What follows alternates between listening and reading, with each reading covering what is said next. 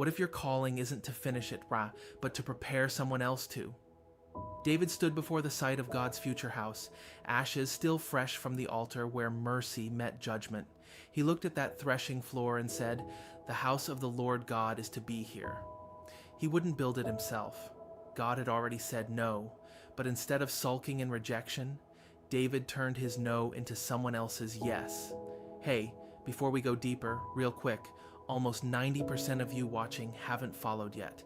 If this word hits you, hit that follow. It helps spread God's truth and raise a generation that knows him deeply. David started stacking stones, stockpiling gold, gathering iron, cedar, craftsmen, everything Solomon would need. He told his son, "Be strong and courageous. Do not be afraid, for the Lord God is with you." That's not just fatherly advice, that's spiritual inheritance. David knew the temple was bigger than him, it was legacy. Here's the tension. Our generation loves to do, to build, to see results. But sometimes God says, prepare instead of perform. Sometimes faith looks like digging foundations for someone else's victory, and that's holy too, because legacy isn't about how much you accomplish, it's about who you equip.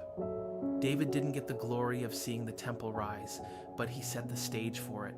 His obedience became Solomon's launchpad. So, what if your assignment is to pave the way, to mentor, to give, to plant seeds you'll never see bloom? We don't all get to finish, but we all get to prepare. Lord, teach us to build for the next generation, not just monuments, but momentum. Type legacy in the comments if you're ready to prepare something that outlives you.